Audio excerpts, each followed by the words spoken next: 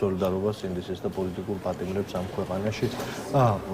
სამწუხაროდ მივედით იმ ზღვარზე, როცა ცოტა ესეთი ფუნდამენტური ახსნა ჭირდება იმას სადავართ და რა წერტილში მოვედით, იმიტომ რომ ჩვენ ვლაპარაკობთ მართლა იმაზე, რაც გულით მეც თქვენს აბსოლუტურ უმრავლესობას ამ ქვეყნის მოქალაქეების რაღაცა გენეტიკურ კოდად ჰქონდა ფაქტიურად გამჟდარი, რომ დასავლეთისკენ სიარული, დღეს ყავს სამშობლოს მტრები ხელისუფლებაში, რომელიც რაღაცა მასირებული ისტერიული პროპაგანდისტული შეტევით ცდილობენ რომ დაანგრიონ, დაგვინგრიონ მომავალი და მეორე მხრივ დაანგრიონ ეს ევროპული სურათი. ამიტომ რაღაცა ფუნდამენტები ისე მოსაბრუნებელია ჩვენს დისკურსში და საუბარში. პირველი საქართველოს მოქალაქეების გარდა საქართველოს ბედი დედამიწის ზურგზე არავის არ აინტერესებს.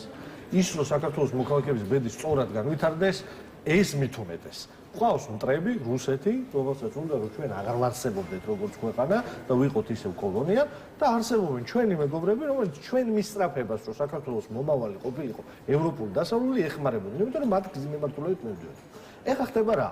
იმიტომ რატომ ამბობ ამას? იმიტომ რომ ეხლა პასუხი ქართული ოცნებიდან ის კი არ არის რომ ხალხო რა ვიცი რაღაცა გვაქვს შესაძლებელი, რაღაცა გვაქვს გასაკეთებელი, რა შერიგებაა საჭირო, დალაპარაკებაა საჭირო, ეროვნული ერთობაა საჭირო. ამას კი არ ამბობენ. გუშინდელი დღიდან დადგენ და ლაპარაკობენ რომ ისა რა ქვია, ეს ბოლო ინსტრუმენტი დარჩათ შანტაჟისო. და არავის არ აინტერესებს ჩვენი შანტაჟი, გაუტორლელა ეს მინდა ვთქვა. ამ საშანტაჟო არაფერი არ არის. არ უნდა საქართველოს იყოს ცივილიზებული სამყაროს ნაწილი, იტყვის ჩვენი დასავლელი პარტნიორი. ჯანდაბამდე გზა გქონია. აი ამ დამთავრდა ბოლოს არავის არ ადარდება, არ არსებობს deep state-ი, რეპტილოიდები, დედამიწის რაღაცა სხვა კონსპირაციული მმართველები, რომელსაც აქვს სურვილი რომ ქართული ოცნება დაამარცხონ, ქართველი ადამიანი გადააგვარონ და აი ამ უბედურებაში წაგვიყვანონ. ასეთი რამე არ არსებობს. ეს არის ტყუილი, რა ვიცი, წინა საახალწლოდ ეს უნდა უთხრათ ჩვენს მაყურებელს. ეხლა რა ხდება?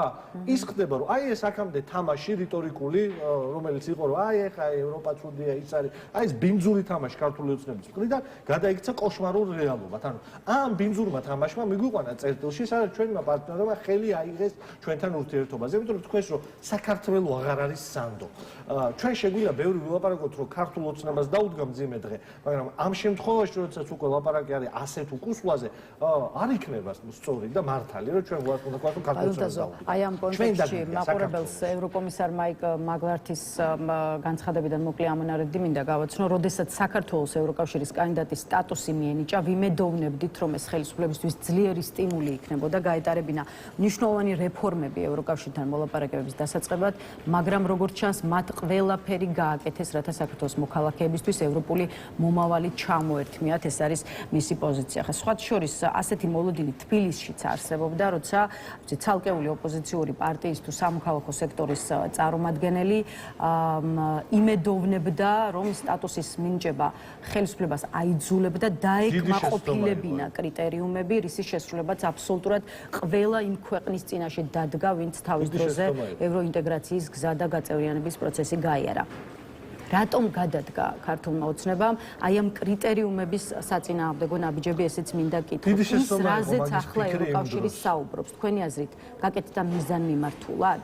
სხვა ხსნა გაუტოლელა არა აქვს. შეხედეთ, როდესაც თქვენი მოსახლეობა, თქვენ რო ხართ ხელისუფალი, ჩვენ რო ვიყოთ ხელისუფლებაში, აგერ მე და თქვენ ზივართ ამ მაგიდის გარშემო. რო ვიცით, რომ ყველა კვლევა გვეუბნება, რომ ნუ მეტნაკლებად 80 პლუს 5%, მინუს 5%, 80% მოსახლეობის აბსოლუტურ უმრავლესობას უნდა ერთი რამე. ბევრი რამე კი არ უნდა 80% საქართველოში, აი ამ სტატისტიკას სოციოლოგი რო შეხედოთ, ბევრი რამე კი არ აერთიანებს საქართველოს მოქალაქეების 80%. ეს იდეა, რომ საქართველოს უნდა ყოფილიყო ევროატლანტიკური სივრცის ნაწილი და ევროკავშირის ეს აერთიანებდა საქართველოს მოქალაქეების 80%-ს. აი ეს აერთიანებდა. ეხლა ამის წინააღმდეგ რო წახვიდა, ხო? ესეთი არასწორი ელექტრონულად არასწორი რაღაცა აკეთო. თან ამაში მოიშველიო აი ეს საბჭოთა რუსული პროპაგანდის მეთოდები, მოსკოვი დაიყვანა. ამას თუ მიზანმიმართულად აკეთებ, აბა არ აკეთებ, აბა რატომ უნდა გააკეთო? აბა მაშინ ხო ეხა, ხო სიგიჟეა იმის დაჯერება, რომ რაღაცა ბრიუსელი გაფუჭდა. რა გაფუჭდა? შეუჯახა შენებულო ესეთი. საკუთარ თავს შეხედონ, ერთმანეთს გადახედონ იმ პარლამენტში როზია. რა გაფუჭდა, სად გაფუჭდა? რა ბრიუსელი დეგრადირდა? რა ჩამოიქცა? ჩამოქცევის პირას არიან ინდივიდუალურიდან დაწყებული კოლექტიური დამთავრებული საღორე აქვს მოწყობილი ქვეყნიდან. პრემიერ-მინისტრიდან დაწყებული ყველა მინისტრი იყო ჩართული მასშტაბური კორუფციის სქემაში. საქართველოს უმაღლესი თანამდებობის პირები თაღლითურ კოლცენტრებს ფლობენ. ჩვეულებრივი კრიმინალები და ბანდიტები არიან. არარაობები, რომლებიც მართავენ ქვეყანას, მაფიოზები, რომლებიც მართავენ ქვეყანას და ბრიუსელი ჩამოიქცაო ამას იძახიან. ეს არის მიზანი რჩება ის, რომ როგორმე შეიცვალოს საქართველოს ხელისუფლება, ესეც ერთ-ერთი არ მჯერა მე ამის. ეს არის აი ისეთი ინფანტილიზმი, როგორი ინფანტილიზმი იყო კანდიდატის საქართველოს მიმართ უძებნიან ქართულ ოცნებაში. აი რა საფუძველი შეიძლება, ხო, ევროპის მიზანი რჩება, როგორც ქართულ ოცნებაში ამტკიცებენ, ის რომ როგორმე შეიცვალოს საქართველოს ხელისუფლება. რა საფუძველი შეიძლება კონდეს ამ ტიპის ბრალდება საქართველოს მიმართ, ბრალდებას რომ ბრიუსელია დაინტერესებული საქართველოში ხელისუფლების შეცვლა. ეს რაღაცა ბევრი მომიწია, მაგრამ პირდაპირ ვიტყვი, ფეხებზე კიდიათ საქართველოს შეცვლა ევროპაში. ფეხებზე კიდიათ. საშუალო სტატისტიკურ ევროპელს და საშუალო სტატისტიკურ პოლიტიკოს საერთოდ არ აინტერესებს რა ხდება საქართველოში. არავინ არ იცის აქ რა ხდება. არავინ. ჩვენ თუ მოუყვებით ამბავს და იგებენ თავისი საელჩოებიდან. არავინ ევროკავშირში არ იცის საქართველოში რა ხდება. იმიტომ არ იცის, რომ არ აინტერესებს. არ აინტერესებს. ჩვენ გვაინტერესებს იქ შესვლა. რატო გვინდა იქ? იმიტომ რომ ღირსეული პენსია არის. ადამიანები სიბერეში რო შედიან და პენსიაზე გადიან, ისე ბერდებიან, რომ შიმშილში და მედიკამენტს და საჭმელს შორის არ ირჩევენ. ბულგარეთშიც კი, აი ბულგარეთ ყველაზე დაბალი ეკონომიკური განვითარების ქვეყანა. ბულგარეთშიც კი მოხუცი შიმშილით არ კლდება. მარტო ხელა მოხუცი შიმშილით არ კლდება, ან მედიკამენტებს არ იკლებს. აი ეს არის მარტივი. საშუალო ხელფასი ევროკავშირის ყველაზე ჩამორჩენილ ქვეყანაშიც კი არის საქართველოზე ბევრად უფრო დიდი და ბევრად უფრო ღირსეული. ქართულს ხო ღირსეულობაზე ლაპარაკობს. რა არის ამიხსენით იმაზე ღირსების შემლახავი, ყველაზე შემლახავი რა არის, როდესაც ხედავ მოხუცს, რომელიც აფთიაქში დგას და ხელებზე ითulis, რამდენი ლარი ეყოფა იმისთვის, რომ კილოგრამაყუჩებელი იყიდოს, ან წნევის დამწევი წამალი იყიდოს. ამაზე შემლახავი ღირსების რა არის? ან ადამიანი, რომელიც ეხა ქუჩაში ხელგამოშვერილი დგას, ამაზე ღირსების შემლახავი რა არის? ან ადამიანები, რომელიც 300 ლარიან ხელფასზე მესაფლავეებად ყავდათ გაფორმებული, ეხა მოუჭრეს, იმიტომ რომ აღარ გჭირდებათ, ნაგავში გადააგდეს ეს ხალხი. მესაფლავეებად 300 ლარიანი ხალხი რო ყავდათ, მერის დასაქმების პროგრამაში, მუნიციპალიტეტების გაფორმებაში. ეხა ხო გადაყანს, ამაზე უღირსი რა არის? აი ამაზე ღირსების შემლახავი მდგომარეობა რა არსებობს კიდე? აი ეს უნდა ქართველებს, რომ ეს ღირსება კონდეთ. ნორმალური პენსია, ნორმალური ხელფასი, ჯანდაცვა კონდეს. ადამიანები არ კვდებოდნენ ამ ქვეყანაში, იმიტომ რომ სამედიცინო სერვისებს ვერ იღებენ. ადამიანები, იმიტომ რომ სამსახური დაკარგეს, ან არ ვიცი, შემწეობაც ჭირდებათ, შესაძლებლობები შეეზღუდათ, ღირსეული სოციალური დაცვა რო კონდეთ. ამიტომ უნდა ევროპა. სხვა რამის გამო კი არ უნდა. რაღაც LGBT იმის პასეულობების გამო კი არ უნდა. ამიტომ უნდა ყველაზე მეტ ქართულს ევროპა და ამ ღირსებისთვის იბრძვის. ეს არის სწორი. თორე და ჩვენ გვინდა იქ კიდევ ერთხელ ვამბობ, იმათ არ უნდა ჩვენგან არაფერი. არ ჭირდებათ შეცვლილი საქართველოს, თუ რამე აქვს შესაძლებელი თავის შიგნით შეცვლია. ფეხებზე კიდია. გასაგებია, აი ევროკომისიის ანგარიშის ირგვლივ მინდა ისე ვიტრიალოთ და ახლა კიდევ ერთი კითხვა, რამდენად შეიძლება იმუშაოს ქართულ ოცნებაზე ერთგვარად მუქარამ, რომ თუ კი თქვათ აზრზე არ მოვლენ, შეუჩერდებათ უვიზო მიმოსვლა. კახა კალაძიდან დაწყებული მაკა ბოჭორიშვილით დამთავრებული ყველა ამბობს, რომ კი ბატონო არიან დასანქცირებულნი, მაგრამ არ აქვთ პრობლემა კონკრეტულ ქვეყანაში გამგზავრების მიზნით savizო პროცედურები გაიარონ. შესაბამისად, რამდენად შეაშინებს პრობლემა შეიძლება ქართული ოცნების შეშინება უვიზო მიმოსვლის შეჩერებით. ვერ დაეწრებიან, შეხედეთ პრობლემა, ვერ დაეწრებიან. ამ შავდღეში არიან. ანუ ეკა გამოვა და გაღიმებული გაწელილი სახით მაკა ბოჭორიშვილი იზღიმილი რომ შეახმა უკვე რამოდენიმე წელია. სახეთზე გეტყვით რომ არ აქვს პრობლემა. როგორ არა აქვს? ბოდიში და სისხლს ანთხევენ აქეთ-იქით, ისეთი პრობლემა აქვს. მაგრამ ბიძინა ივანიშვილს არ უნდა რომ ეს გამოაჩინოს, იმიტომ რომ ბიძინა ივანიშვილს სხვა პრობლემა აქვს, კაცო. არ არის ის კაცი, თქვა საგონებაზე. ერთი პრობლემა აქვს და მეორე რუსები მართავენ ამ ქვეყანას. ამიტომ ხდება ეს ყველაფერი, შეხედეთ, როგორ არა აქვს პრობლემა, ძალიან დიდი პრობლემა აქვს. თქო, თქვენ კითხვა იყო მუხარის ენა მათთან იმუშავებს? მე მგონია რომ არ იმუშავებს. ქართულ ოცნებასთან ყველა პოლიტიკური ფორმა ურთიერთობის დასრულებულია. ანუ ეს ქართულ ოცნებამ გამოიწვია, შეხედეთ, ჩემი დამოკიდებულება კი არ არის. ჩემი საქმე რომ იყოს, მე ვარ პოლიტიკოს გავუტანვლება. მე ეს პასუხისმგებლობა მაქვს, რომ საჯარო პოლიტიკის ნაწილი ვარ დღეს და ჩემი საქმე არის, რომ პოლიტიკური საკითხები პოლიტიკური გზით გადაუჭრა. ყველაფერი უნდა გავაკეთო ამისთვის, ანუ მართლა ყველაფერი უნდა გავაკეთო თავი გადავდო იმისთვის, რომ პოლიტიკური გზებით მომაგვარო პრობლემები. მოგონ, მარტივია საკითხი. ხო, სულელი უნდა ვიყო ეხლა რაღაცა ციყვი, რომ იმას ატრიალებს ბორბალს გალიაში. აი ამ მდგომარეობაში უნდა ვიყო, რომ ვიფიქრო, რომ ქართულ ოცნებას პოლიტიკური ნაბიჯებით რამე შეაცვლებინო. ვერ შეაცვლევინე. ასე უნდა უთხრათ ჩვენ დასავლელ პარტნიორებს, როგორც გეგონათ, რომ კანდიდატის სტატუსი რამე შეცვლი და ისე არაფერს არ შეცვლის ეხლა ეს ყველაფერი. ესენი არიან მზად, რომ მთელი საქართველოს 4 მილიონივე მოქალაქე დააყენონ უცხოურის პირას და გადაჭეხონ. ანუ ამისთვის მზად არიან. ყველაფერზე წამსვლელები არიან. ამ უტყვის სახეებით ყოველდღე გამოდიან და ამბობენ ხალხო, აი ეს როგორი გათახსირებული უნდა იყო, უბრალოდ დაწლილი ყველანაირი მორალისგან, ადამიანობისგან, კაცობისგან, ქალობისგან, რომ ყოველდღე გამოხვიდე და იძახო, რომ ბრიუსელში ბუდობენ რაღაცა არარსებული ორგანიზაციის წარმომადგენლები, რომელსაც ერთადერთი ბიძინა ივანიშვილი ერევა მთელ სამყაროში. აი ერთი წუთი ხო შეიძლება ამაზე დავფიქრდეთ, რომ არის ამხელა სამყარო, ამხელა ევროპა. ამაში მარტო ბიძინა ივანიშვილი ვერ ერევიან, ტრამპს მოერიგენ, იმას თუ დაუჯერებ. ლოთბაიარ უყავთ უბნის ფილოსოფოსს რო ეძახიან დეგენერატს და გამოდის და ეძახეს რომ ბიძინას ვერ მოერიგენ, მარტო ტრამპი წააქციეს და ბიძინას ვერ ენევიან. აი ამ მითოლოგიურ ავადმყოფური მითოსის რეალობაში აცხოვრებენ ქვეყანას. ყავთ პროპაგანდის არხები, ოღონდ ამას ეს საშიშია, ამას იმიტომ კი არ ვამბობ, რომ გავაბაიბურო პირიქით, ძალიან ძიმე ვითარებაში ვარ. აი ამ საღორეს აი ამ რაღაცა ავადმყოფებს, რომლებიც მართლა მთელი საქართველოს ობსკურის პირას ყელად დაყენებული და ერთი ნაბიჯი გვინდა და უნდა გადაგჭეხოთ, დგანან ყოველდღე ქოფაკის სახეები გამოდიან და ამბობენ, რომ საქართველოს წალეკავს deep state, არარსებული რაღაცა, ზღაპარსყვებია ყოველდღე. ოღონდ ამისთვის აქვს პროპაგანდის ყველა არხი და მასირებული შეტევა აქვს ადამიანების ტვინებზე. იმისთვის რომ საპირისპირო არ მოხდეს, ანუ ადამიანებმა სიმართლე არ გაიგონ, ამისთვის ჩაჭრეს რუსული კანონით ყველა შესაძლებლობა, რომ არა ვიცი, სამოქალაქო სექტორი, ანუ პოლიტიკური ძალე მედია საშუალებები თქვენ ადამიანებს სიმართლეზე ელაპარაკოთ, რომ ამ ქვეყანაში ნატამალი დარჩეს პატარა სიმართლე. ეგ აღარ არსებობს. ქვეყანა აქციეს აი ამ რუსული საღორის ალგორითმად.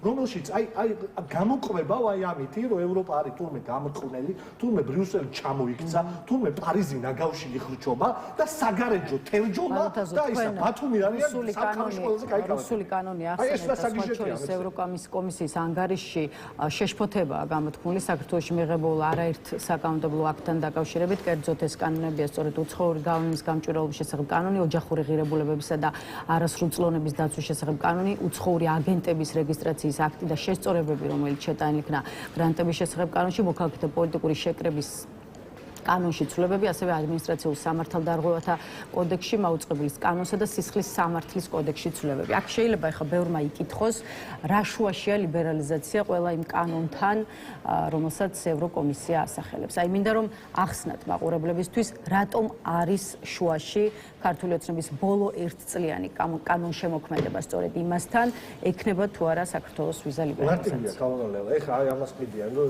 ამხელა ამბავი თქვენს, რომ საქართველოში სახელმწიფო ანტიკონსტიტუციური, ანტიჰუმანური კანონები მიიღესო და ეს ყველაფერი დაიყვანეს. აიო, ჩვენ ოჯახის სიწმენდის კანონი მივიღეთ და მაგათ LGBT პროპაგანდა უყვათო. აი ამ იდიოტობამდე დაყავ ყველაფერი და ეგ უნდათო და მაგას ვთხოვენ. ამას კი არ თხოვენ შეუჯახა შენებულო. აღარ მინდა ამდენი შეურაცხყოფა ამ ხალხის წინა საახალწლო. ეს კი არ უნდა შეხედეთ მარტივი ამბავია. ევროკავშირი არ არის ის, რაც გოგა ხაინდრავას დამპალი პირიდან ამოდის. არ არის ევროკავშირი. მაინც კორექტულობისკენ უნდა მოგიწოდოთ. მინდა რომ ევროკავშირი არის ფასეულობრივი კავშირი. შესაბამის ჩარჩოებში პირდაპირ ევროკავშირი არის ფასეულობრივი კავშირი. ეს არ არის რაღაცა. აი არ არის აშხაბადში შეყრებილი საღორი არ არის ევროკავშირი. იქ რო შეიკრიბენ სამყაროს დედამ რო დაწყევლა დიქტატორი ყველა თავის მოქალაქეების მკვლელები, ჩაგვრელები. ეგ არ არის ევროკავშირი. ევროკავშირი არის კავშირი, რომელშიც ფასეულობა ადამიანი არის მთავარი. ადამიანი, ანუ კავშირი არის, სადაც შეიკრიბნენ ქვეყნები, რომელსაც თქვენს რომ ჩვენ კონსტიტუციაში ესე ვწერთ, რომ ჩვენთვის ადამიანი არის ამოსავალი წერტილი. ანუ ადამიანის უფლებები არის ხელშეუხებელი, მის ფუნდამენტური უფლებები. გამოხატვის, შეკრების, გაერთიანების, ამ შემდეგ. ამ უფლებების გარშემო ფასეულობრივად ჩვენ შევიკარით და ამის მიღმა არის, რა თქმა უნდა, ეკონომიკური კავშირი, საბაჟო კავშირი, ამ შემდეგ. ეს ფასეულობები არის ეგრეთ წოდებული პრერეკვიზიტი, ანუ აუცილებელი, რითიც ეს ქვეყნები ერთმანეთს გვანან, რომელიც ამ კავშირში არის. საქართველო არის ქვეყანა, რომელშიც ბოლო 1 წლის მანძილზე ხელისუფლება იღებს კანონებს, რომლებიც პირდაპირ მოდის წინააღმდეგობაში ადამიანის ფუნდამენტურ უფლებებთან. არა LGBT თემის მხოლოდ, რომელიც აგრეთვე ჩაგრული თემია ამ ქვეყანაში. ოღონდ ეს არ არის პირველხარისხოვანი საკითხი დღეს, მათაც რო კითხოთ არ არის. თავარი არის მაგალითად მე და თქვენ შეგვიზღუდეს გამოხატვის თავისუფლება. ანუ ჩვენ აღარ შეგვიძლია ის ვილაპარაკოთ, ის გავაკეთოთ, რაც გვინდა. აღარ შეგვიძლია ამის ლაპარაკი. აღარ არსებობს ეს უფლება. საქართველოში აგვიგზავნეს გამოხატვის უფლება.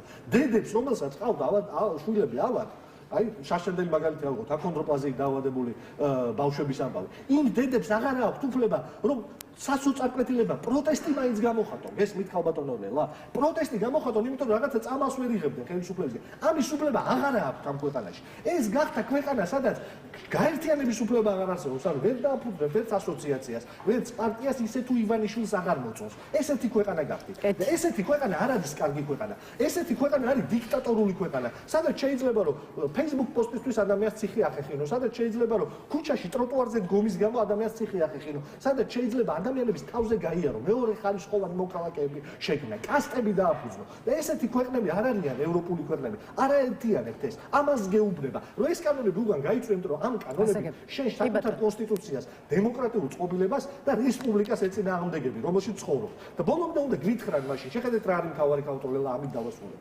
აი ეს არის რეალობა. ამ რეალობაში ესენი გეუბნებიან ქოცები, რომ იცი რა, ევროპა მაინც გვინდა, იმიტომ რომ იციან რომ 80% ევროპა უნდა, ოღონდ ღირსეული ევროპა გვინდა.